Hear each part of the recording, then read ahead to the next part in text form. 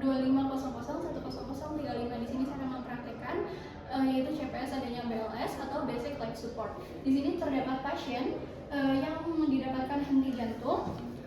Pertama-tama kita perlu memastikan terlebih dahulu bahwa kondisi aman bagi penolong dan bagi pasien tersebut.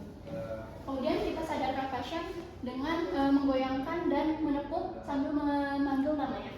Pak, bangun Pak, Pak, bangun Pak.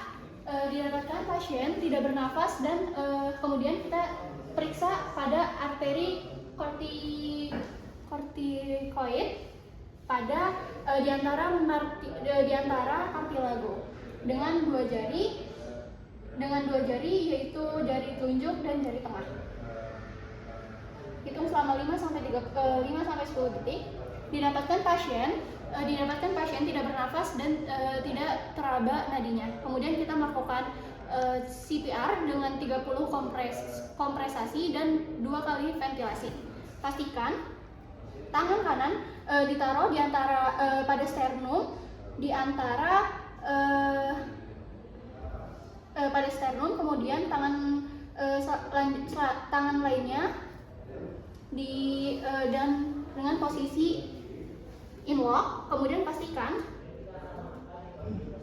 lutut setara dengan punggung pasien dan tumpuan kita harus lurus. Kemudian pastikan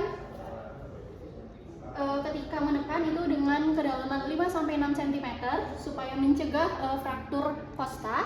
Kemudian pastikan ketika menekan dada pasien sudah kembali atau central chest complete healing, chest complete recoil dengan lakukan 30 kompresasi. 1, 2, 3, 4, 5, 6, 7, 8, 9, 10 hingga 30 kompresasi. Kemudian lakukannya ventilasi.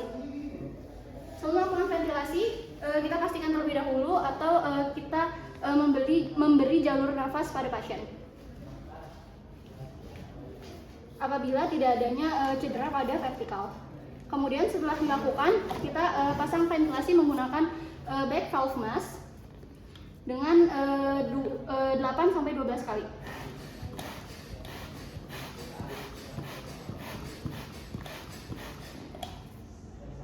Lakukan sebanyak 2 kali ventilasi.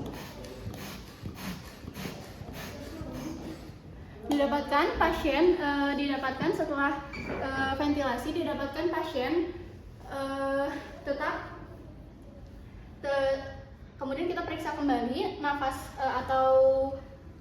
atau arteri pada pasien tersebut. Kemudian didapatkan pasien cukup teraba nadinya namun tidak adekuat, sehingga kita perlu melakukan evaluasi ulang dengan 5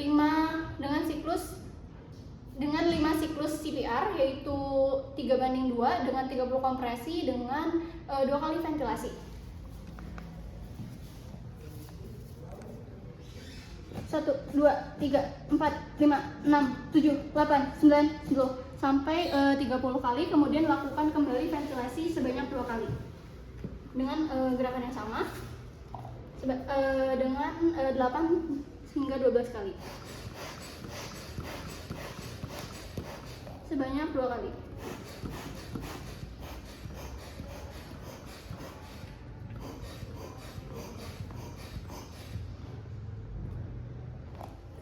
Setelah dilakukan ventilasi ulang, kita raba kembali. Ternyata apabila didapatkan pasien tidak teraba kembali nadinya dan tidak kembali nafas, kita melakukan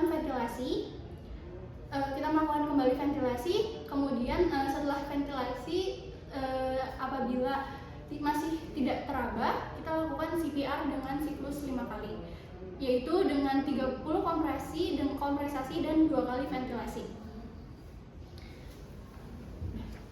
Pos.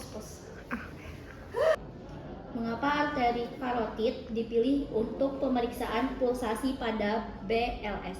Jadi arteri karotid dipilih yaitu karena arteri karotid merupakan arteri dari aorta yang dimana pembuluh darah terbesar. Jadi ketika adanya pasien yang henti jantung masih bisa tetap teraba nadinya. Mengapa perabaan arteri karotid maksimal hanya 10 detik? Karena pasien harus segera dilakukan CPR apabila tidak teraba nadinya. Mengapa kedalaman kompresi dada harus 5-6 cm?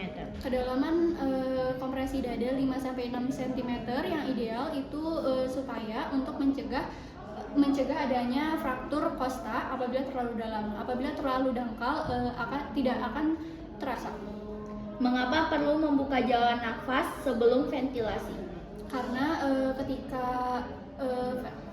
ketika nafas tidak terbukanya ventilasi nafas yang dialurkan melalui valve mas atau mouth to mouth tidak akan tersalurkan maupun atau lidah akan menutupi jalur pernafasan.